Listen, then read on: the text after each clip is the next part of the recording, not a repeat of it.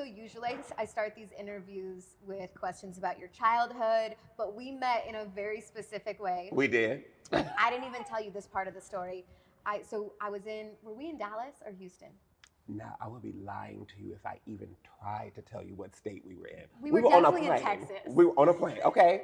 I think we were coming from Dallas. I can give you that. I've been to Dallas a couple of times. You have. I tried to change that flight 4 times because I had been waiting I knew I was going to wait for hours. And Get back to LA? Back to LA. I could not change the flight, and I was like, damn it. Sitting, waiting. I was kind of annoyed. I get on the plane. I wash my makeup off in the bathroom at the airport. At the airport. And I get on the plane, and I had just finished season 2 of P-Valley. And all of a sudden, you walk on the plane, and you have your headphones on, and you put your stuff in the overhead compartment, and I go, that's not him. Ta-da! You sit down right next to me. And I was like, Nicco, is that you? And you were so sweet. I mean, so were you, but I remember having my headphones in, and I think I probably even had a hat or a hoodie. Yeah. Because I get very cozy. I love to be comfortable. I thought you just didn't want to talk to anybody. No, it's not. I'm 6'2", and I'm a big man, so it's I don't know how much I can disappear. True. Harry Potter, you see me, now you don't. But no. True. Well, I ended up talking to you for 3.5 hours. We did. It was great. But so now I'm going to start with the how you grew up and all of that. Okay, these are the official. These are the official questions. Okay. Before LA, you grew up in Detroit. Mm-hmm. Your dad wanted you to go into computer science. Mm-hmm. Your mom supported your love of the arts. She did. I got that from the internet, not from our conversation. I was like, did we talk? I was sitting here thinking, I was like, did we talk about that? Okay. But that is true. Which parent are you most like? As I age, I'm like both of them in different ways. Definitely I feel like a lot of my spirit and the fun, the people, color, that's my mom. Okay. My love for color and embracing that is all from my mom. My dad, my work ethic. My dad, I was working at a car wash from when I was 12. Yeah. I didn't know that. Yeah, he owned a car wash. He bought a car wash that was going to be the family legacy. And so, yeah, entrepreneurship has always been a part of my spirit. But I was like, Dad, don't you want to open up a theater or a club or something a little different than a car wash? But hey, car wash in season 1 and season 2, so I knew what I was doing. I was just going to say, was that your influence at all? Mm-mm. Just happenstance. That's all divine order. That is so funny. Yeah. Because that scene, for anybody who hasn't seen it, season 2 opens with this very iconic scene. That's awesome. Okay, so you took a life-changing trip to Ghana when you were younger, and you said it illuminated some things about life in the U.S. that wanted to hide from you. Mm-hmm. How did you see yourself differently when you came back? When I first came back from Ghana, I remember feeling a little bit like the Prince of Zamunda in Coming to America. So I felt like I was a little bit of Prince Akeem. Got it. Even though that's a fictitious place, right? And I was coming from this very real place. It gave me a sense of pride. I knew who I was. And I think probably because I was teased so much by my fellow classmates, going there, it was like, oh, you're going to sleep with the cheetah and you're going to be with the lions. And I remember literally having a little moment on the plane as a child with my dad. My ears they wouldn't pop because we were flying for so long. And I remember I was just crying and he was just like, what's wrong? And I was like, I don't want to sleep with the lions. I don't want to. And he was like, what are you talking about? And I said, Michael told me that, Michael. Michael Knox. Michael Knox had got into my head. And that was one of the first times that I saw my father really hurt. And I saw him hurt. He was like, son, it's not like that. It is nothing like that. And so when I got there and I saw what it was like, and I saw people dapping each other up the same way that, we say, hey, what's up? Here in the States, I heard Aaliyah, her music. I heard Biggie Smalls in the midst of all of the high life music and the jazz and the drums. And I was like, oh, it's the same. The things that we do here in the States, or sometimes things that are demonized, or y'all shouldn't hang out on the porch like that and on the stoop. But they do that back in Ghana. Oh, so it's a spiritual thing. So Why I knew that at 10, 11, I didn't have the words to articulate it, but I did feel that. So when I came back to the States and was back in Detroit, I was like, you can't tell me nothing. I was like, I've been somewhere. I got a stamp on my passport. It's true though. I think sometimes in America they almost like misrepresent Africa. Mm-hmm. At least how I think like the history books I read growing Yeah. up, Yeah. right? And so then now with social media you can see things differently, but you had that in real life. I had it in real life with my own eyes. So I'm interested that you said people were teasing you because you were prom king. Mm-hmm. So explain that. Well, okay, so if you don't know, Smart Funny, I'm gay. So this is something that I've always known all of my life. It's something I never had like a big coming out moment or an aha epiphany. This is literally how I came to this planet. You came fabulous. Well, thank you. Mm-hmm. I thank you, as did you. Thank you.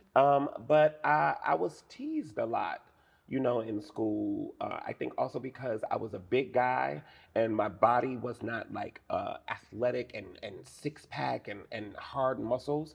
I was more soft, cuddly teddy bear, and then here I am in dance class and I'm at the ballet bar and who's this big guy doing this ballet? Wait, and he can really dance and whoa, come on, and then you have nerve to be smart because I was very academic. I was, in my mind, I was like, okay, yeah, sure, straight A's. But so in high school, I did run for homecoming king. Okay. Run for homecoming king, and then there was the the football players that were running against me, and it was going to be some stuff. And they lost. They did lose. I love this. They did lose. They did lose, but it was a whole threat. They had threatened. I heard them. I was going to fourth period English. Miss Peggy Bodemiller. I love her. You have an incredible memory.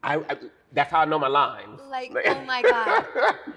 I remember clear as day. I was walking up the stairs, going from third period, going to fourth period English, and literally I heard Arnett, it was his name, that we called him Art. He was on the football team, and he was saying to one of the other players, yo, if that fag win, it's gonna be some shit going down.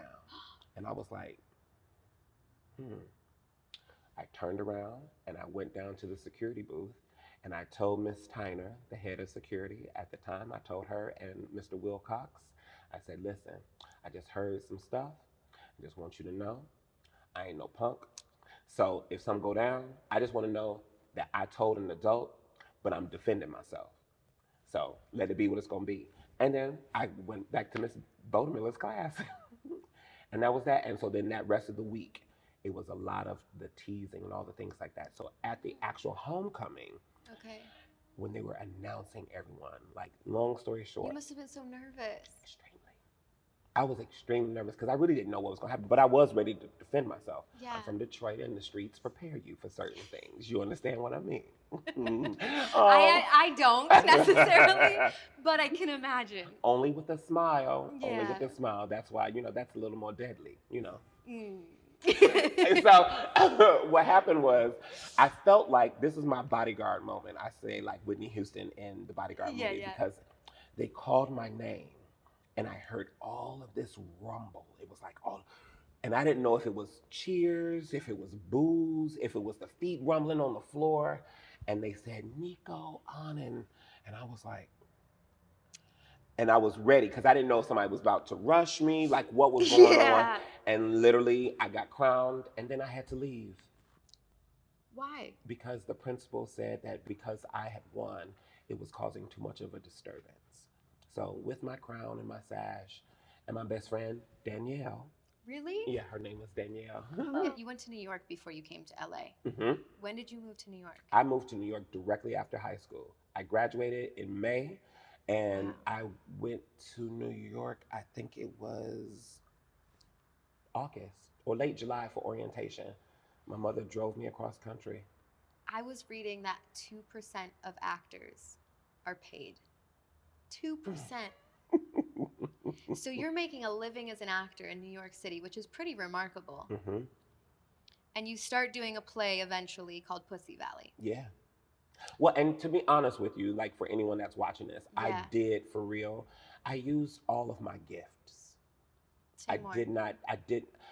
I'm an actor, but I'm also a choreographer. I'm also a dancer. I also sing.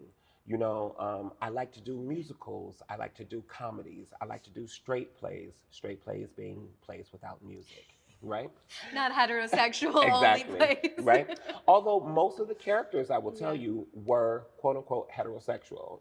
They were not Yeah. necessarily identifiable as gay or anyone on the LGBTQ plus spectrum. Yeah. I was trained during a time where they said that, in order to be an official actor, you had to play straight, and that your gay could not be clockable. And there was a moment in undergrad that really stood out where my daddy Warbucks, Israel Hicks, he was the man who like brought me into the program. He went around, this was our senior year, and he went around and he just told everyone, say your name. And I said my name, and he was basically talking about type. Okay. And he was talking about like the kind of roles and what you can expect from the business. And I had just got done in acting class. I had played like this homeboy pimp from his name was Blue in Ceremonies and Dark Old Men by Lonnie Elder, a classic. And he was telling me what I will, in front of everyone, like the kind of roles that he can see me playing. And Wow. one of the other brothers, another black guy in the company, he was like, that ain't right, Nicco just played, this homeboy. He was playing like, a homie and a little thug, you know what I'm saying? He could do that, da da da da da. And he shut him up. He said, what's your name? And his name was Saad. And he said, what's your name? Asked me mine. And I said, Nicco Annan. And he said, that's not a thug. He said, that's a distinguished man. You got to know your lane, know who you are, and know what you can play, what you house. That will save you a whole lot of peace in this business. So I was doing that, and I knew that, oh, if I'm looking for a job and no one is calling me as an actor, let me go and be in the chorus and be in Ain't Misbehaving, and let me go and be in Ragtime, and let me go and be, oh, I want to do a straight play. Let me go do the Breakout at the Flea Theater down, That's where I met Sigourney Weaver, and her husband, Jim, directed me. It was just so much that I think because I had left home, because I had left the comforts of home, I didn't have that same kind of a safety net. So I was like, it's time to fly. And you just went for it. Yeah. Were there ever moments where you thought, what am I doing?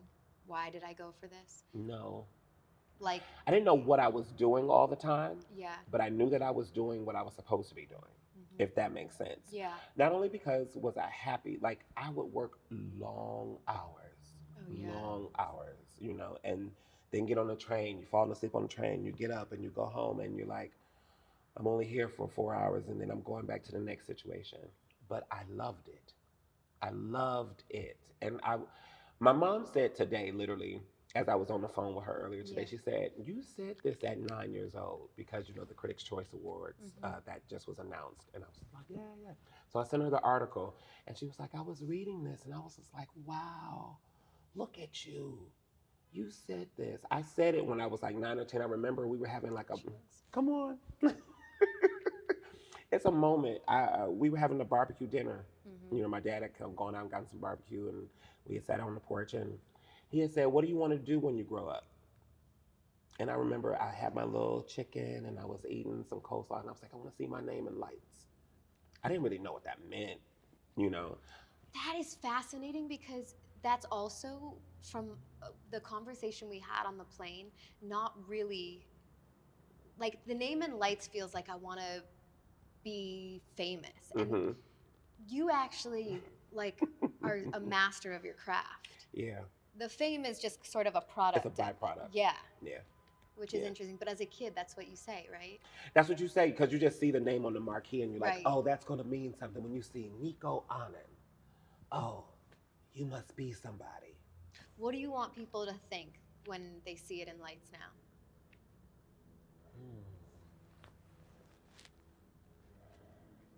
Light. I think I want people to think light, vibe, energy. I think it transcends role. I think it transcends just one thing because I know I'm not just one thing. I know that I am many, but I feel like as people have gotten to and are getting to know me outside of Uncle Clifford, I think that people are seeing something, you know.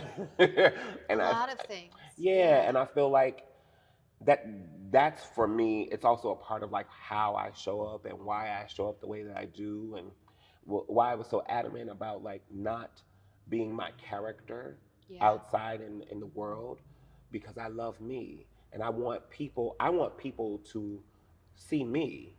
You will see me. Do you understand what I mean? And you will also respect me, and you will also respect the characters that I portray.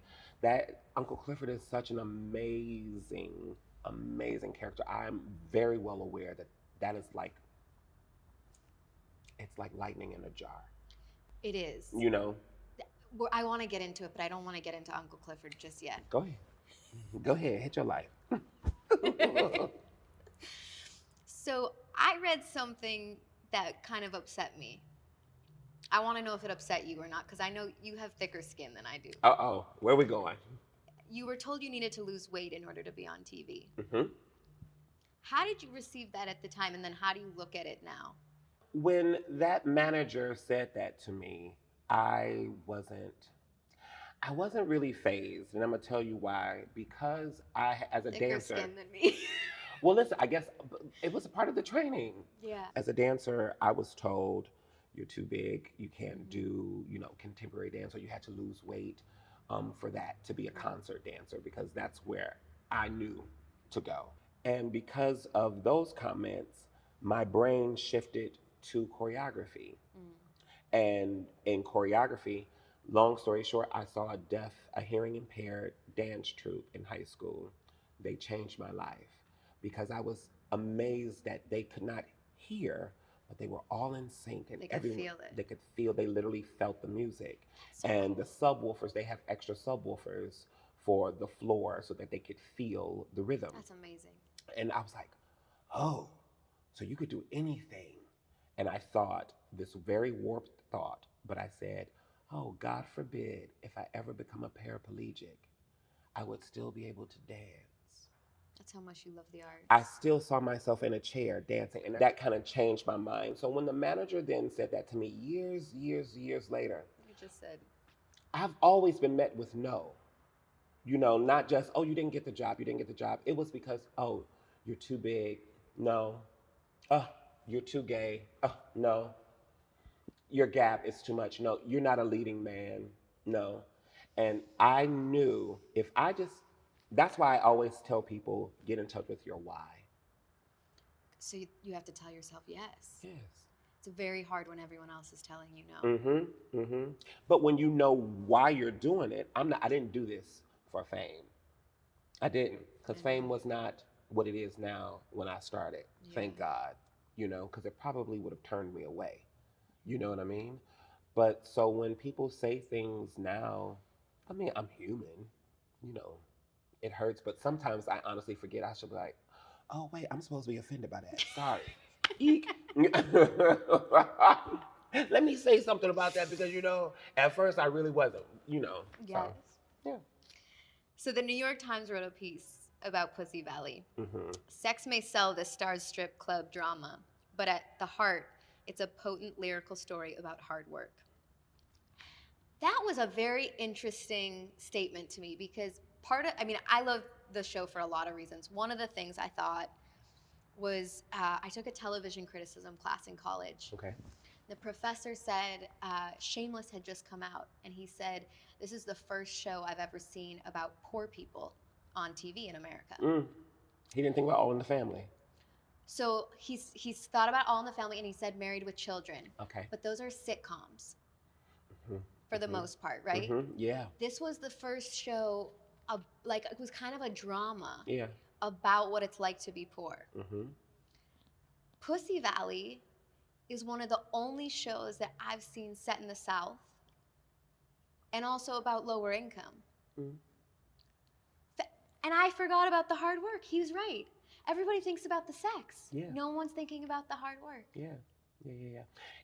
It's a wonderful space to be able to articulate the culture, Yeah. and all of the demographics of the culture, because you Yeah. have people in the show, uh, in Chuckalisa, our Mhm. fictitious world, that are of an upper echelon, Yeah. whether that's like the coach of the football team, whether that's some of the rappers, whether that's even Uncle Clifford at a certain point in time, but mismanagement of funds, because sometimes when you don't You have a did lot. have a Birkin at one Exactly. point. Well, listen. But sometimes you mismanage those funds because you are striving for another type of acceptance, or give me this type of accreditation because I am worthy and I'm Right. worth it. So Yeah. yeah, it's a beautiful, beautiful love letter to the people and to the South. So I heard you describe it as Cheers in a strip club, which made me laugh. Yes. For people who haven't seen Pussy Valley. Okay. Yeah. How would you describe Uncle Clifford? I would say Uncle Clifford is the general. Mm-hmm. I would say Uncle Clifford is the mother hen, uh, the militant father, the sexy lover, the entrepreneur. Uncle Clifford is A lot of a things. lot of things. She is like what they say, hitting thrice on a Saturday morning. Oh, the sun eclipsing on the bewitching hour. Uncle Clifford is the non-binary proprietor of the Pink, and Yeah. the Pink is the owner. It's the club that the doors open, and you get to meet all of these characters, Mm-hmm. the workers of the club, and the patrons that come in and out the doors. So I think people, I don't know how many shows come out a year. who knows these Hundreds, days, right? especially streaming. With streaming hundreds. Mm-hmm. There's thousands of characters. Mm-hmm. Rarely does the world grab on to a character. Yeah. This country has grabbed onto Uncle Clifford. It's so special. Yes. What do you think it is? Of what makes people grab onto her? Yes. Oh, I think it's the everything. I think it's the no limits. I think it's the I think it's the audacity. I think that the character is just so bold, and free, and I think that Uncle Clifford can embody a lot of things that people wish that they could, or that they do in different forms. Mm. Um, I think that they also get, because the show is Katori Hall is so specific in showing your angel and your demon, your mess and your beauty. There's always juxtaposition. So even in all of the regalia, even through all of the shine, you're still going to get that grittiness. You're still going to get to be able to see the downside, or the flip side, not even the Yeah. downside, the flip side of the character, and be able to see Uncle Clifford in pensive spaces, to see Uncle Clifford like struggle through the process, the grind, the hustle, the Mhm. hurt, the yearning, Yeah. all of the things that we go through, while you can be fabulous, and you can also be beat down, and quote unquote just in your skin. I remember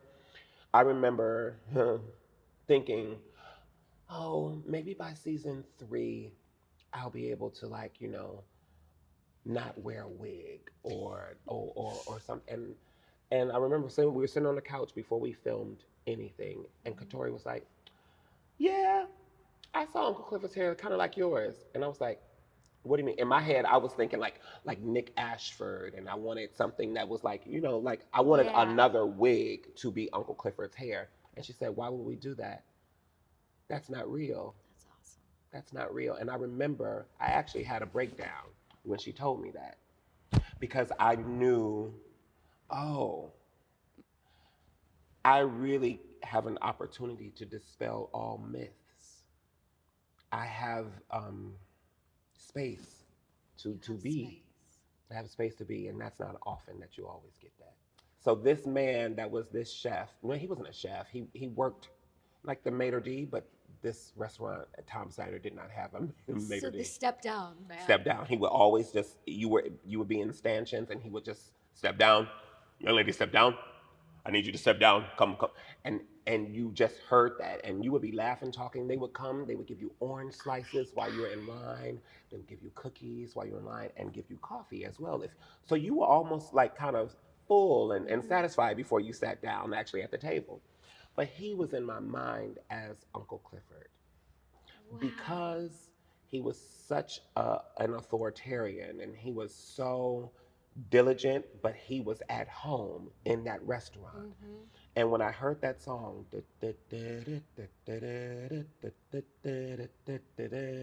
I knew, I was like, this is a special place. So I thought about the spirit of that place, of Tom's Diner, and I wanted to bring some of that into the pink. I So love that story. yeah, I thought I was gonna have a Jerry curl like underneath the wig or something like that, but Katori was like, no, Got to be you. yeah, you have to be you. You have to your hair is Uncle Clifford's hair, you know. Do you relate to Uncle Clifford at all?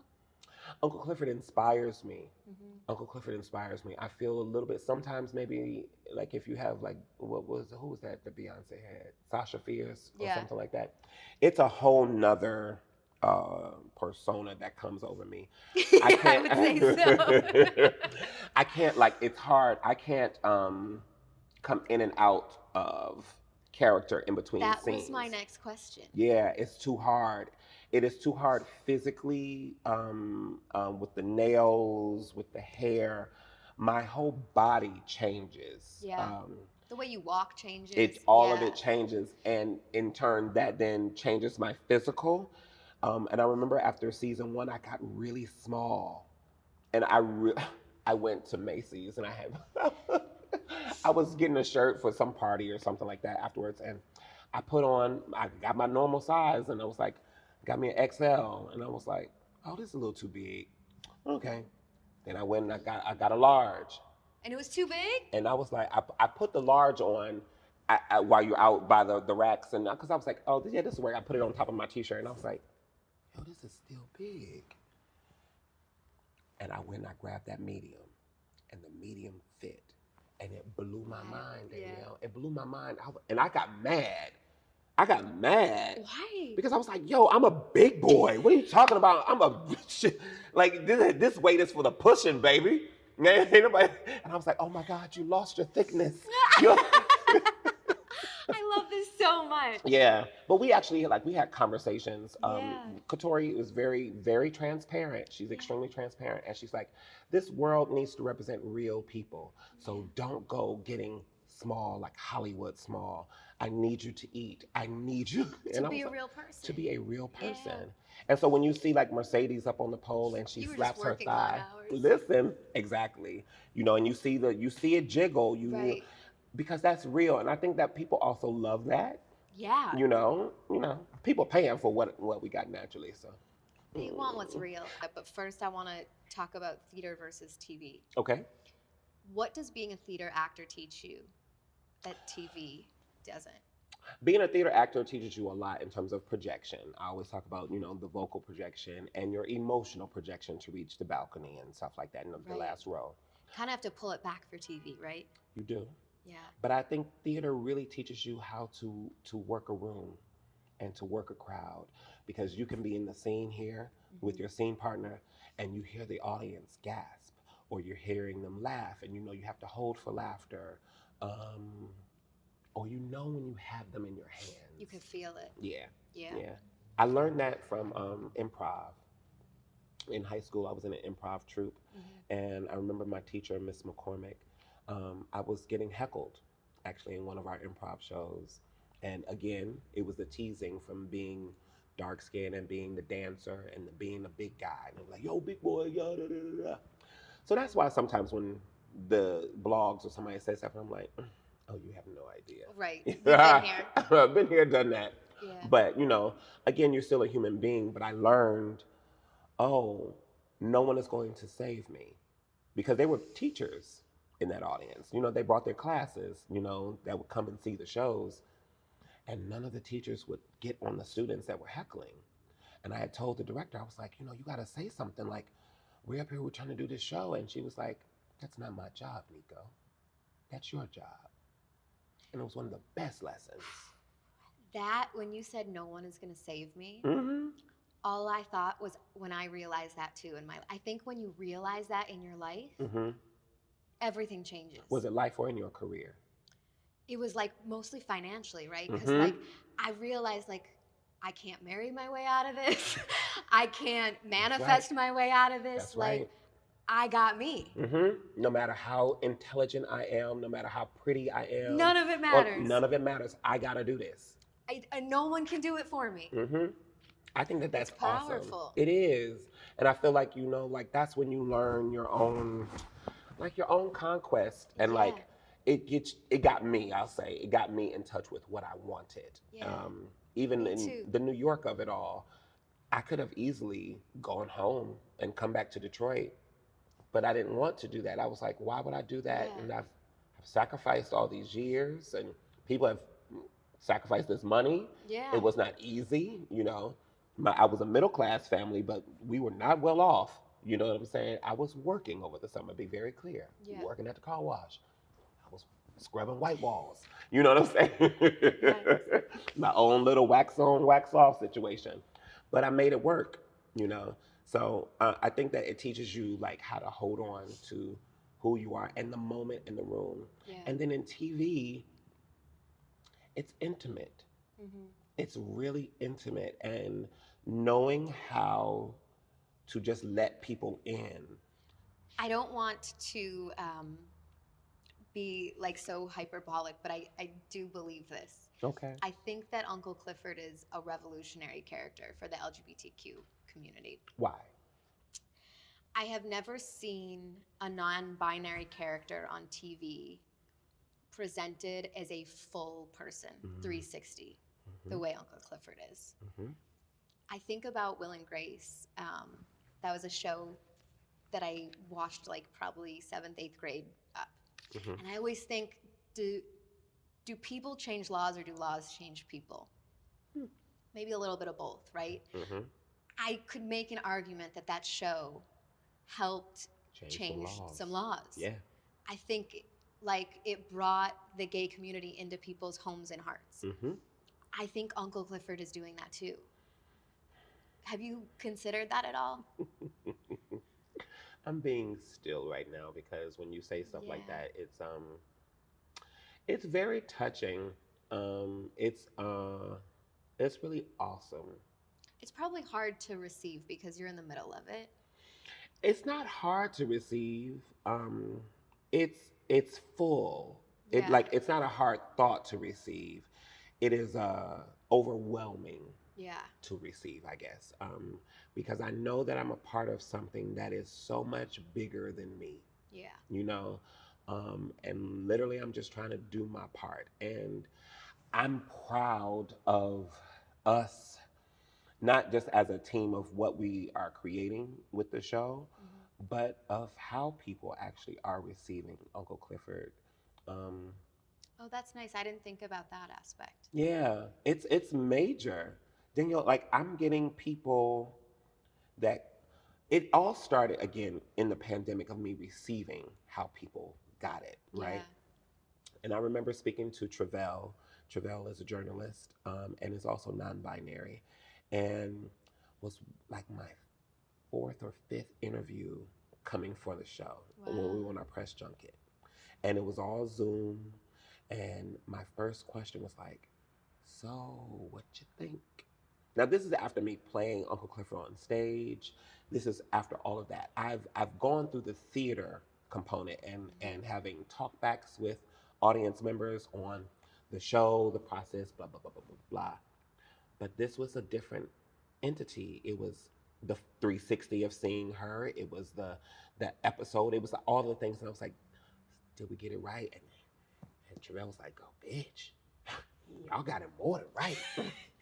And I think it's the 360 component of it. It is. I think it's being able to see Uncle Clifford as a full person. I think it's being able to see these women as full beings, these sex workers, not be just trapped into, oh, you just dance on a pole.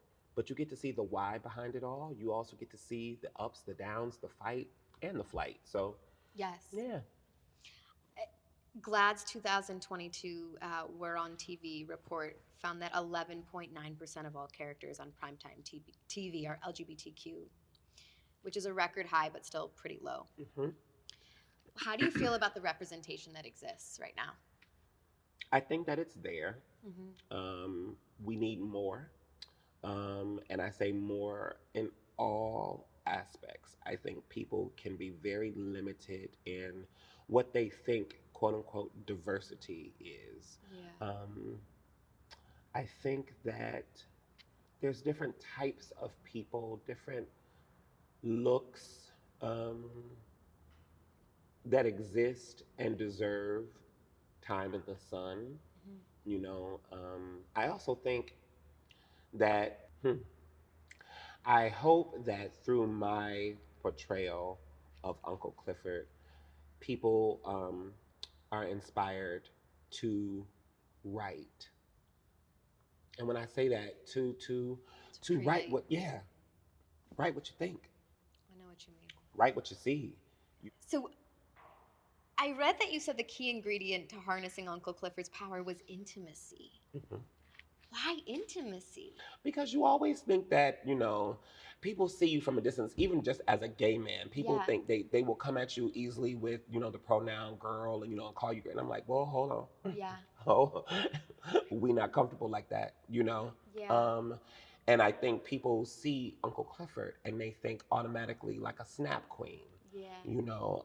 I think that people think that because you're gay, that you're automatically one thing.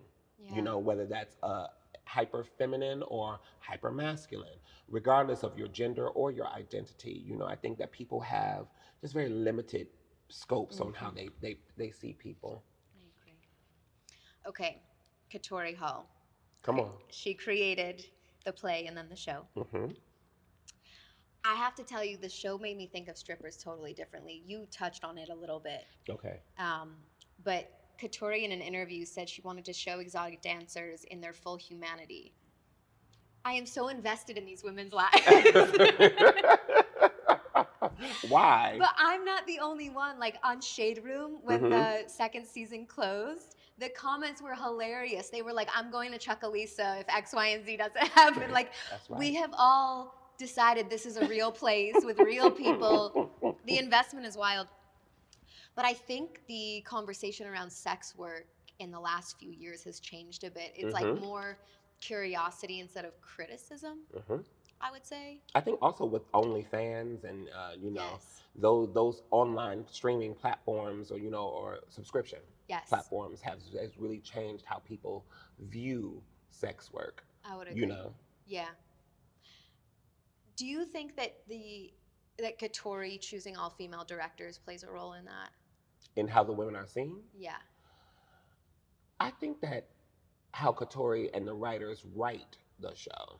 Really? I think that is how that affects mostly how the audience receives these women, because just like you're seeing 360 of Uncle Clifford, you're seeing 360 of Mercedes, in her plight to being a mother, Because they shoot a lot of Mercedes scenes, they shoot like she's up on the top of the pole and they shoot under her and you're like, oh my God, is she gonna fall? For some reason, that's like always how you feel. But you're not really thinking of her sexually. You're thinking of her athletically. You're thinking of like her daughter at home. Like you are seeing her differently. Yeah. Based on the way it's shot. I think that, that is, what do we call it? The male gaze. Yes, the female gaze. Yeah. And I know she asks the directors, like, what is your idea of the female gaze? Sometimes people don't have an answer. And usually those people who don't get hired. There you go. Okay. But I think that having the all-female directors was essential, especially in the beginning, because it was creating the language for the show, so that you weren't just looking at TNA. You can appreciate a body, whether it's male, whether it's female, whether it's dark, whether it's light, whether it's thick or it's thin. You can appreciate the body for what it looks like, but also for what it can do and what it has been through. So sometimes, she uses the analogy that the pole is sometimes sometimes falling feels like rising, and rising feels like falling.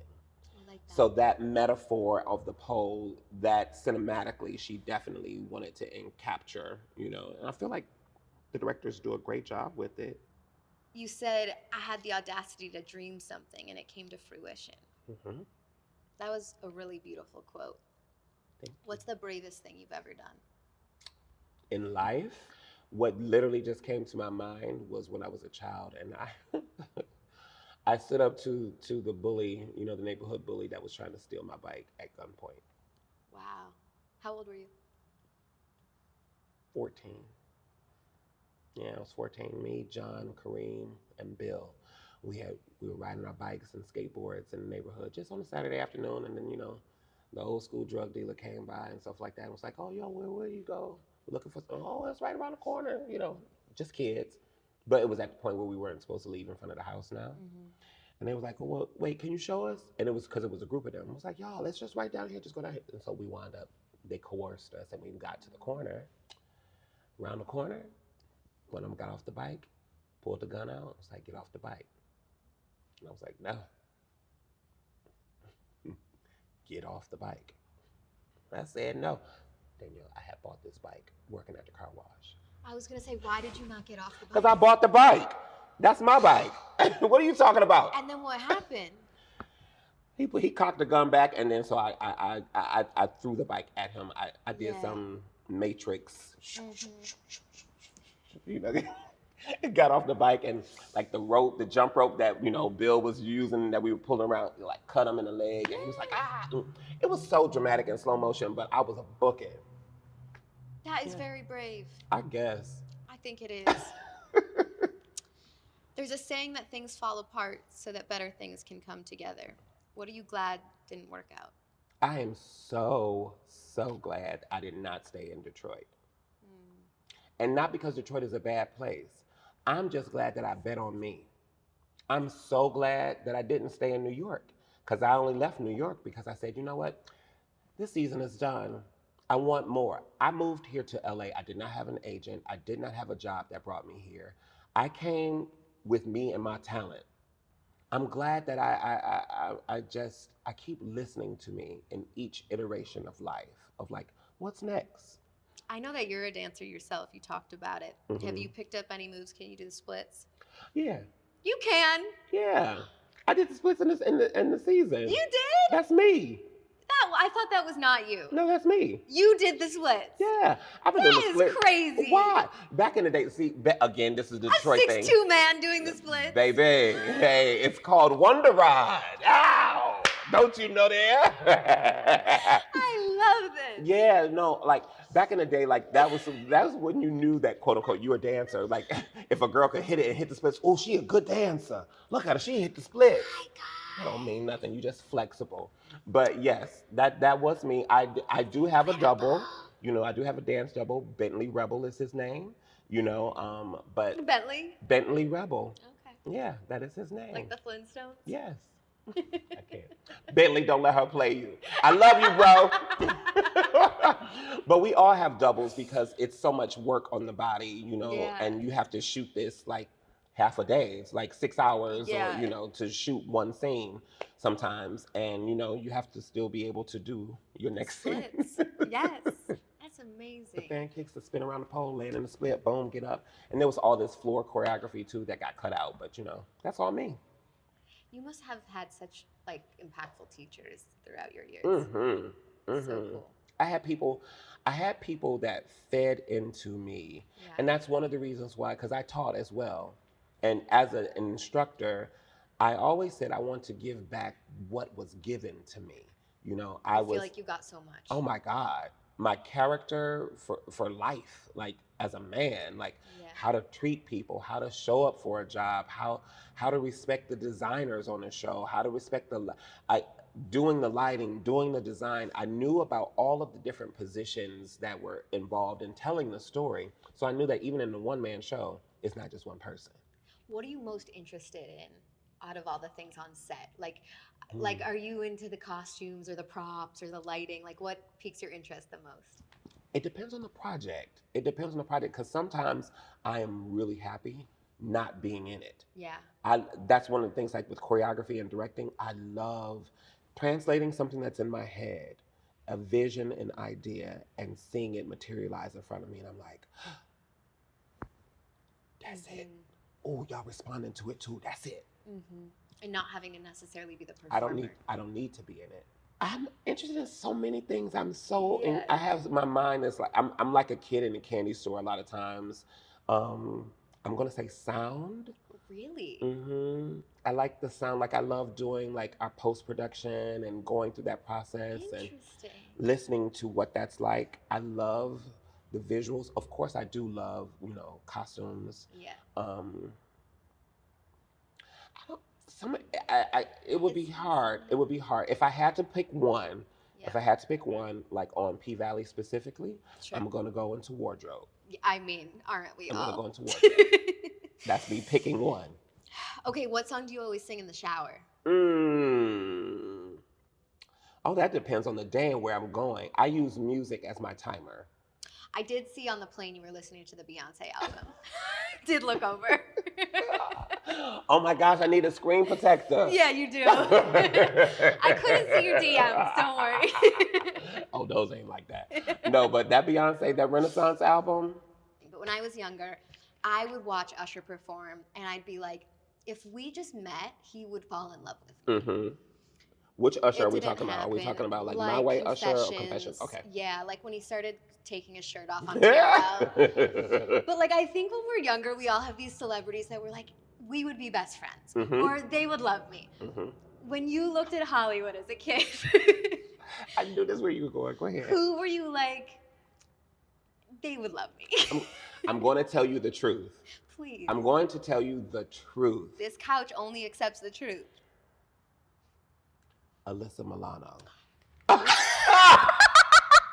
Yes, Alyssa Milano. She's not gonna be like, who? That is incredible. It was Alyssa Milano because From Charmed? No. Nicco. From Who's the Boss, Alyssa Milano. The OG Alyssa It was the Milano. OG Alyssa Milano. This I is think incredible.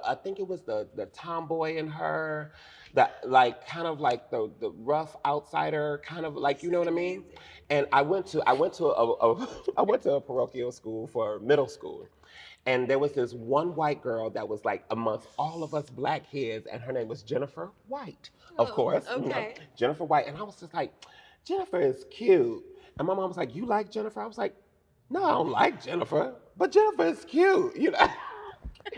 And with Alyssa Milano, I remember going into Spencer's Gifts at the mall. Yes. And I would get her posters. Oh my God. And so I had her posters in my room with Michael Jackson and New Edition and stuff like that. Nicco, this is incredible content. So that's why I'm laughing as you were saying that, and I'm saying I'm going to tell the truth. She was my first poster of like a star in my room. That is incredible. Yeah. She would be so flattered. I know it. Okay, what is a book that you've read that changed your life? Something you think everyone should read? The Bible. That's a good answer. It's a book that I keep reading. It's a book that I don't understand how people are confused with like loving people, regardless of like where you come from and what you look like and what you do. It literally says we all fall short of the glory. That's everybody. Everybody, but it says that you should love. So that's a book that I would say. The smartest decision you've ever made. The smartest decision I've ever made. Getting a financial advisor. We do a card. Pretty smart card. Okay. Oh, yes. Yes. Okay. Can we get into this packaging, though? Can we get into the packaging, people? Listen, question everything. Leave nothing unturned. I'm here for this. 52 cards for deeper conversation. Pretty smart. I agree. I love you for that. Thank you for that. You're welcome, baby. Okay. I'm picking a card. Whichever one feels like it's yours. This is it. This is it. Ooh. Am I reading it? Yes. I'm reading it. It's a good one. Ooh. What is your defining characteristic?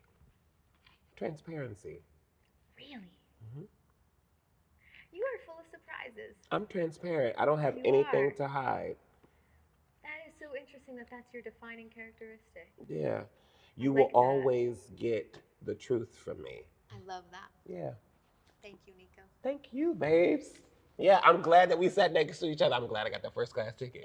Me too. I never do. Okay, listen.